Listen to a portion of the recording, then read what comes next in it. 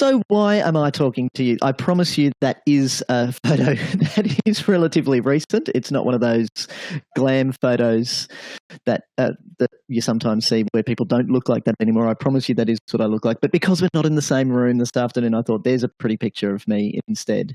So why am I talking to you about grants? Well, at CPR Group, we help clubs to run better businesses.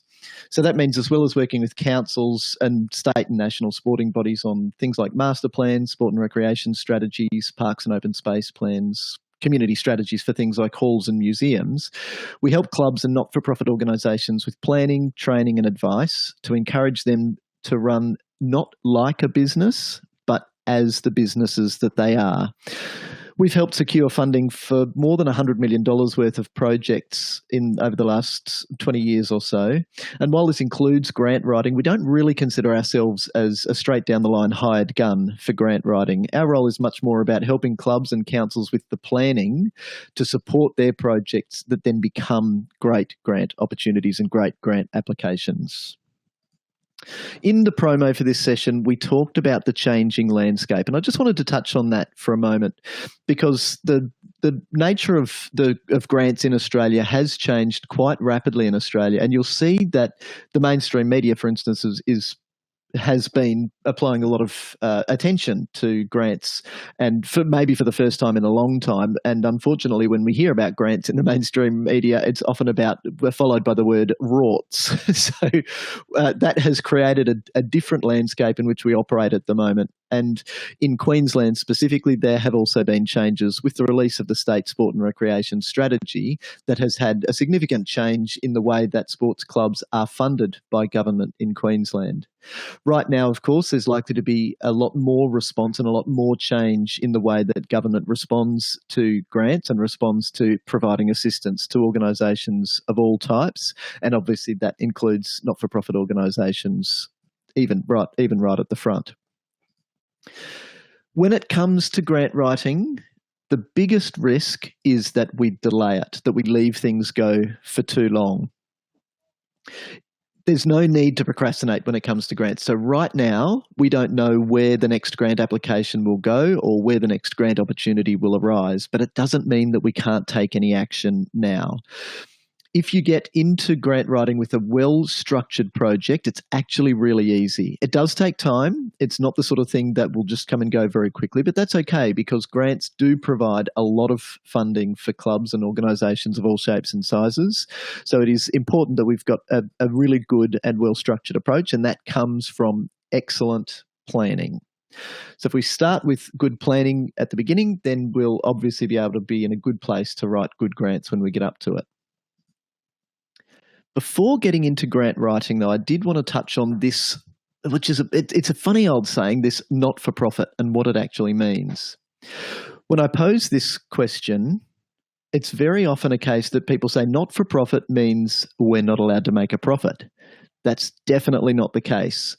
As I mentioned earlier, organisations shouldn't run like a business. They should run as the business that they are. So that comes from having a very good understanding of what not-for-profit is and what not-for-profit isn't. Not-for-profit simply means that any money that's left over at the end of a reporting period can't be shared among members as if it was a dividend being paid out to shareholders. But that's it. How much money we can make, how much money we can have in the bank, how long we can have that money in the bank, there's no limit. Well, especially in Queensland, there's no limit to how much a not-for-profit organisation that's incorporated can have, can make or can keep. It only means that at the point of spending that money, it goes into delivering what it is that our organisation exists for, and that's the objects in our constitution. You can't, even though it's the members who put that money in, even if the organisation is wound up at the end, those members can't then pull that money out. So to get specifically into grants now, it's important that everyone understands that grants are project-based. Now, as much as I would love a grant that would help our organisation pay for our insurance policy or get a grant to help cover our fees that we have to pay to the Office of Fair Trading for incorporation every year, those operational type expenses need to be funded by your organisation's operating income. Grants then are for things that help you to grow, and help you to develop new opportunities for your members and for the people who enjoy your services. So it's really important to keep that in mind before thinking, great, let's just go and get a grant to help us run our little business here.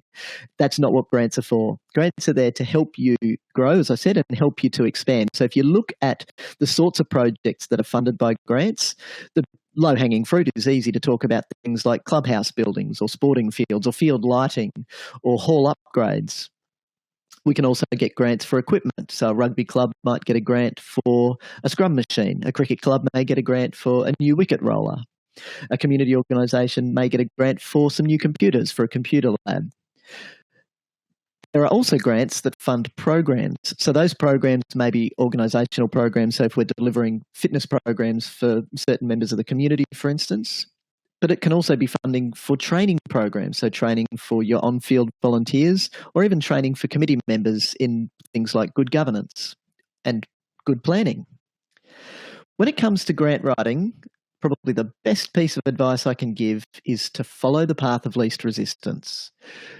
There may be grant opportunities that arise over the next little while that are really well and specifically suited for some organisations, but not all organisations. So every organisation exists for a purpose. And if you forget what that is, go back to the Constitution. And hopefully it's not the sort of thing that you would forget readily. But stick to that. Stick to doing what you do best and find opportunities that support you in doing what you're doing. So if grant opportunities arise, don't just go pouncing on any old opportunity because it's there. The last thing that any grant body wants to hear is, oh, I see that there's a grant available. What can we get? It should start the other way around. It should start by having a very clear understanding of what the project is that you want to do, and then find funding that will support that project. So keep it specific. And of course, follow the path of least resistance. If there's funding available for what you do, start there. Don't find that by default. A lot of people ask, so Michael, do you have a grants list of every grant that's available? Now, there are some organisations that keep these lists fairly current online, and you'll be able to find some of those if you go and have a bit of a web search. But keep in mind also that if I was to give you a grants list, then you might start by looking through that grants list and trying to think of what project you could do to fit a grant. And that's exactly, in my opinion, the wrong way to go about it. I would start and always start with the project. What do we want to achieve? And what are we going to do to achieve what we're going to achieve? And there's the project. Spend your time developing that project, spend your time on planning that project, and work together as a team to do that. So while we have written a lot of grant applications for community organisations and for councils, I don't think you need to hire in external support for the grant writing component. I think that an organisation and a committee of that organisation should get together right at the outset. So now's a great time to be getting together and starting the planning process. What is it that we can do? What is it that we can do to better support our communities by delivering what we do, and by delivering what we do to help in times of crisis or in disaster recovery? Are there things that we can do that fit within our objects that will help our members and help the recipients of our services to be able to participate in what we're doing? Work together to do that, even as a small group, and it only needs to take, I reckon, about half an hour, and you can do that at a committee meeting when you're already together. Then, if you've got somebody who is assigned the grant writing duty, then they can go and develop the plan in a little more detail and then come back again a week later, a month later, to build on the skeleton that you've already then been able to frame up and hang some more meat on the bone. So to be able to give some more information in answer to the planning questions that I'll share with you in a moment. When you start, don't go it alone. This wonderful little mobile phone that I have on my desk in front of me, it takes great photos. It's excellent with all of the apps that I can use. But if I hit the little green phone button, I can still ring people using it. And I encourage you to do so. The last thing that you want is to spend hours and hours putting together what you hope is a wonderful grant application, only to find out down the track that your organisation wasn't even eligible to apply, or that the project for which you've sought funding wasn't even eligible for that application. So I would encourage you, before you start, get on the phone. speak to the people at the grant agencies, because while you don't want to get a letter that says, unfortunately, on this occasion, your application has been unsuccessful, nobody wants to write those letters as well, especially if it could have been avoided and you could have been headed in the right direction. So start by getting in contact with the grant agency and then stay in contact with the grant agency. Some grant applications even mandate this now, which is fantastic. I think that that's really important. You shouldn't go it alone, and you don't want to be that person that's sitting in front of your computer at 11:57 at night, the night that the grant application is due, just because you left it to the last minute. And at 11:57, everyone else is asleep. That includes the people at the grant agency who may answer your questions, but it also includes the others on your committee who may be able to contribute more ideas and develop your project in more detail. I've got 9 tips for you that I'd like to run through, and these are really planning tips. So right now, we don't need to know where we're going to be asking for money. We don't need to know the grant name. We don't need to know the application process or even the questions that will be on there, because this is about developing our project. Some of these questions are a little bit challenging, and some of them will make you think more than others, but I'd like you to focus your attention on each of them and certainly don't leave any out. We start with why you need the project. This should be really simple, but focus on that word need. It's not about why we want the project, but why we need this project. Will the project meet the needs? And if so, how? This is probably my favorite question here is what do we want to achieve? So not what we want to do, but what doing what we want to do will achieve. So these are talking about the community outcomes and the benefits for our members. Will this project enable us to increase membership, to increase active participation, to increase physical activity in our community, to increase social connectedness in our community? These are the achievements, these are the outcomes that it's really important to focus on in your planning and at every stage when you're designing and delivering your project. Are there professionals that we can talk to help give us some advice? If we're going to plan to apply for a grant for a building, for instance, then obviously some drafting, some planning, and some architectural advice would be very helpful. Will the project make money or just cost money? Now, the answer to this question on its own doesn't mean that it's a good or bad project just because of this question here. If the project is going to make money, that's fine, because it will help us to be able to then use that money that we make and invest that in the delivery of our programs and services.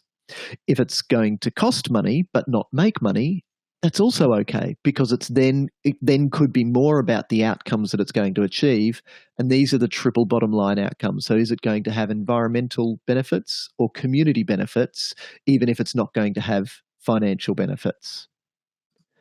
As we continue our planning, you can consider what research you'll do. If you do find some great strategies, some broad studies that directly link to what you're going to apply for funding for, when you do the application, please don't just submit the whole 140-page report and say, yeah, it's in there, fantastic. Actually highlight the part in that report and create a direct reference to the information that relates to your project, what you want to do, or even better, what you want to achieve. And my favorite question on this slide is what alternatives exist. This links right back to question number 1. Why do you need the project? Do we really need to do this project? Are there alternatives that would eliminate government need to fund our project, as well as a similar project that may already exist in our community within another organisation or another organisation type? So is it easier to get together with another organisation that's already trying to achieve what you're hoping to achieve and do that together? Or do you actually need to do your project? What support do you have? Now, when it comes to support, I'm not talking about the boring old letter of support where the mayor says, we support this fantastic organisation doing this fantastic project, because it's generic. The sort of support that is really valuable for you is the support that comes from like organisations who will benefit from what you're going to do, your members who will benefit from what you're going to do. So if you get a letter from a school that says, if you build this facility, we will run these events on these days at this frequency and it will have these benefits. That's the sort of support that will weigh much heavier in supporting your application through the grant process as well. And finally, will you be able to deliver your project? This is critical because if you get funding to do a project but then find out that you won't be able to afford the electricity to run the air conditioning or the lights that you've had funded, then it won't be a viable project. Will you be able to deliver the project in the time that you've allocated? Do you have somebody internally that will be able to help you manage the project? And if there are cost or time overruns, how have you allowed for contingency? So do you have extra money in the bank? Remembering that once the grant is funded, you're not going to be able to go back to the grant agency and say, please, sir, can I have some more? Because you've had your amount, that's the grant. If there are overruns, and that could be time blowout, it could be cost, it could be the increasing costs of copper wiring, for instance, or steel, then you need to make sure that you've got the ability to look after those. Writing a grant to a lot of people seems challenging. It really isn't. It takes time, but it's really not too challenging. The much more difficult component of doing a grant is if you are successful in actually delivering the project. It's easy to draw a picture of a clubhouse. It takes a lot more time and effort to actually build the clubhouse. So make sure that you're ready to deliver on the project as you're even preparing your planning. Then we get into the actual application itself. The best piece of advice I can say here is tell your story. I could tell you facts, and those facts can be pretty boring, or I can tell you a story. And to give you an example, I'm going to tell two short stories, and I want you to think which one of these will you remember longer. Story number 1. The king died and the queen died. Story number 2. The king died and the queen died of grief. Now, the second story brings in emotion. If we think about information theory and the way that our brain should work, the first story is shorter. It had 2 words less, so we should be able to remember it more. But the second story will be the memorable one because that's the one that connected with us emotionally, not only logically. So you have a community, your community in which you operate, but also your community of members. What's their story? How do we connect with them emotionally? How can we tell that story in a way that will make the assessors of the grant, and remembering that grants are political, the politicians who would like to be able to support your organisation, how can we make that story connect with them? So that's really probably the best piece of advice when it comes to writing the application. Tell that story. Be very clear in your answers as well. There's no point making a 5,000 character answer that fills up the 5,000 characters that we have in the online application form for the sake of filling up the form if it doesn't clearly say this is what we want to do, this is why, and this is what we want to achieve. And also think about journalism. When you read the newspaper, it's the headline and then those first couple of sentences that need to grab your attention. Take the same approach when answering the questions in your application. If you are using statistics, membership numbers, for instance, please be precise. Don't say, we have about 100 members or this project will benefit about 1,500 people. If you know the answers to or the actual numbers there, then use those actual numbers because it demonstrates that you've done your research and you've done your input to this project, and therefore it's more viable for it to be able to be funded as well. Use the cloud to be funding ready. That means have access to the sorts of documentation that you may need to submit for grant applications as they arise, and make sure that it's handy to everyone who'll be working on those applications. As I said, writing a grant application is not rocket science. For those of you who don't know, this is Robert Goddard, and he was a rocket scientist. His job was hard. Writing a grant application isn't difficult, but it does take time. If you add up all of the time, all of the hours that go in from all of the people who work on a grant application, from planning through to completing the application, lodging it by the due date, it takes a lot of time. It takes maybe for a big application 200-300 hours. But if that application is going to secure a $200,000 grant, then $1,000 an hour I still think is a pretty good return on investment and better than selling sausages at a hardware store. So use grants where you can for projects that will help you grow and develop. Make sure that you're running a good business and make sure that you are connecting with your members so that you are in a position to fund all of the other projects for which you won't be able to get a grant. This has been a short little snippet of the sorts of things that I think are really important to think about as you approach any project and certainly as you approach grant writing in any level of detail. So I'd encourage you to not wait. If you've got things that you are ready to look for funding to do, then you can get into them straight away. I have had a great question come through asking for the notes from today's session. Now, rather than sending you all of the notes, I've got here the ability for you to download our grant writing manual. Now, there's quite a bit of information in there. It does go through the pointers for grant writing. It also goes through how to be prepared and ready for grants when they arise. However, the most important thing in that manual, I think, is the planning worksheet. So that goes through those 9 questions that we've been through to help you plan a great project. I'd also encourage you to sign up for our newsletter once you visit this site here. So to download the grant writing manual, just visit cprgroup.com.au/grants and click on the link and that will download for you. At this point, I'd really encourage you to sign up to our newsletter as well. We are going to be sending around a lot of useful information for clubs as we go through what will be some pretty difficult times ahead. The best piece of advice that we're really trying to share with everyone, particularly people in your positions where you are the leaders of community organisations, is please be patient and stay informed and keep your members informed as well.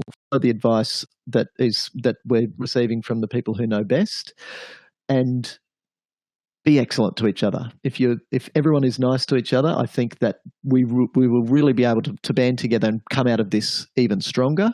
And hopefully the tips from this afternoon's session will help you to be in a position to have really well-planned projects.